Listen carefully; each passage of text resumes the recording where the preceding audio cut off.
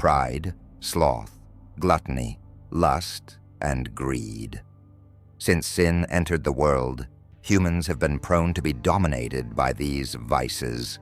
We all possess them and have succumbed to them at some point. This is why numerous thinkers throughout history have discussed these topics.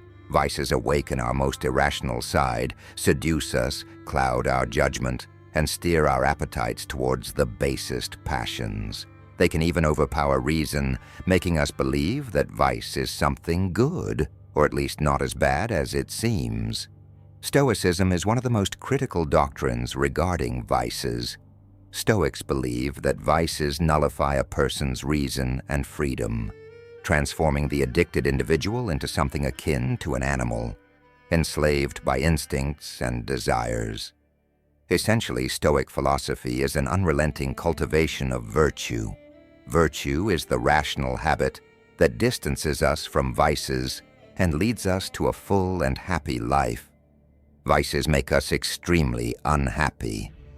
Although they seem to satisfy us fully, this satisfaction is fleeting and temporary, leaving only suffering, anguish, and unhappiness. Vices give the illusion of completeness and satiation, but in reality they empty us and leave a wound in the soul that only virtue can heal. Marcus Aurelius said that vice is its own punishment and lies in its own destruction. Seneca added that vice is the most powerful enemy one can face, but virtue is the best defense against it. In this video, I'll try to help you take control of yourself, manage vices, and ultimately become more virtuous and happy. I'll divide the video into two parts. First, I'll explain what vice is according to Stoicism. Then, I'll offer 10 tips to combat vice through virtue. For Stoicism, vice is morally wrong behavior that is harmful to the person who practices it.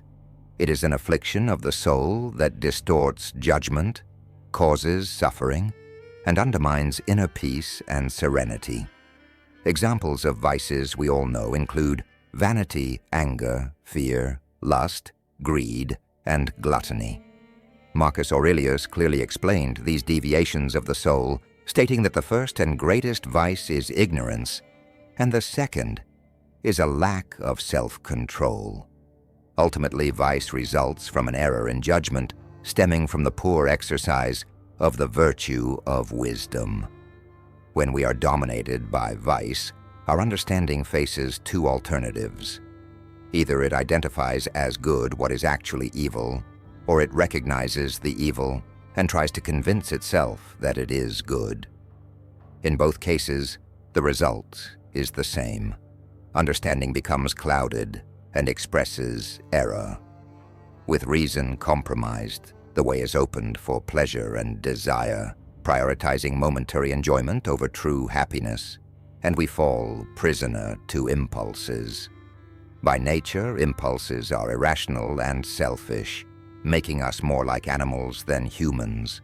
Those who allow themselves to be carried away by vice forsake reason, which is what makes us human, and become slaves to their passions, a characteristic of animals.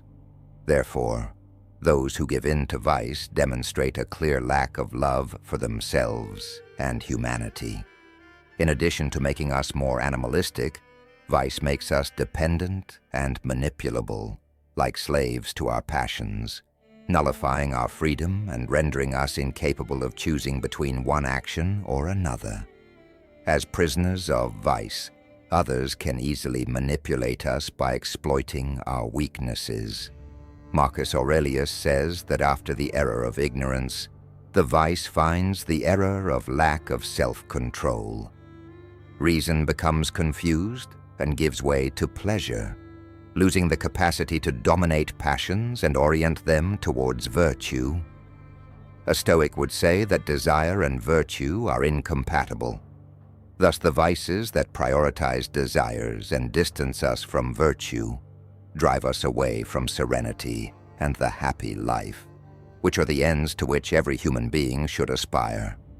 However, falling into vice should not be seen as an irremediable mistake from which one cannot escape.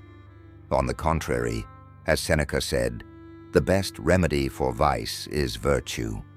Therefore, as Stoicism advocates, we must strive daily to practice virtue. We should endeavor to be more rational, more serene, gradually renounce our vices, and achieve self-mastery. It is a difficult task, but it corresponds to a goal as grand as true happiness. If full happiness were easy to attain, it would neither be as wonderful nor as valuable. If you think like the Stoics, you probably agree with these ideas. However, you might be asking, although I agree, what concrete actions can I take to overcome vices in my daily life? Where should I start? This is what I'll address in the second part of this video, where I'll offer some advice on combating the tyranny of vices and cultivating virtue. Know yourself. To fight something, you first need to know what you're up against. Take some time to reflect carefully on your weaknesses and vices. Deep down, we are all aware of what they are. Our hearts, troubled by them, point to the cause of our turmoil and unhappiness: greed, lust, gluttony, selfishness. It's crucial to recognize them and clearly understand what we want to combat. Prepare for a long and difficult journey. Overcoming vices is challenging because they are deeply rooted in our hearts. Understand that during this journey, it's very likely you will relapse, and that's okay. It's completely natural. The important thing is not to give up and always keep striving to abandon them. If you keep trying, the day will surely come when you have completely overcome them. Determine your motivation. Think about the valuable reasons that drive you to want to abandon vice. The primary reason is to be happier, but each person will have other personal reasons, such as saving money, improving health, having better human relationships, etc. Keep these reasons in mind, especially during the most difficult moments, and remember that these motivations are infinitely more valuable than the vices you have fallen into. Set realistic goals. Define a goal that is challenging but achievable. Not too easy, but also not impossible. It's important to realize that overcoming vice will require effort, but this effort is rewarding. Start gradually. If you are deeply involved in the vice, start slowly. You don't need to quit all at once. You can set progressive goals each day, week, or month. Be like ants, building grain by grain until they form a mountain.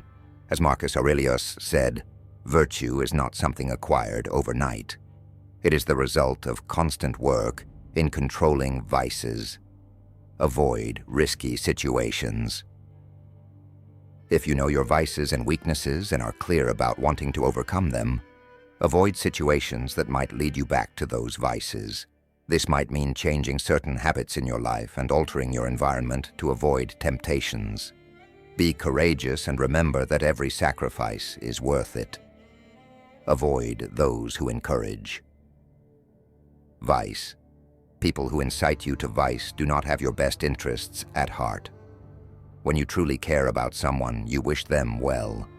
Vice is harmful and leads to unhappiness, so those who promote vice in you are not concerned with your virtue and true happiness. It may be difficult, but it is essential to realize that you must distance yourself from those who drag you into vice.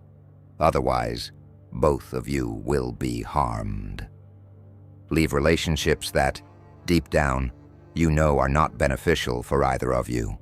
By doing this, you will benefit both yourself and the other person. Ask for help. No one can solve all problems alone. Seeking help from others can be very useful. Besides finding support, you can learn a lot from those who have faced the same vice. Family members, friends, philosophers, and professionals can be of great help. Sharing experiences with those who have gone through the same problem can provide valuable insights and motivation. Internalize the difference between momentary pleasure and full satisfaction. As you overcome vices, you will notice the enormous difference between the momentary pleasure provided by vices and the full satisfaction that comes from overcoming them through virtue. The full satisfaction that comes from victory over vices brings infinitely more joy and peace of mind. You will realize that, despite the difficulties of not giving in to vice, the happiness that results from this overcoming is enduring. Think about the harm you cause to yourself and others. When we fall into vices, we often underestimate or ignore the harm we cause. However, vice creates a deep wound in the soul and paves the way for unhappiness and misfortune. This shows a tremendous lack of self-love, as we inflict harm on ourselves and deny ourselves good. Moreover, vice inevitably affects those around us, either because we share it with them, encourage them to follow it, or tolerate it. Vice is like a spiral, a black hole that ends up dragging everything and everyone in. Do not harm yourself or allow this to happen to others. Always seek good and virtue. As Seneca said, controlling vices is not only an act of personal improvement, but also a service to society and the world.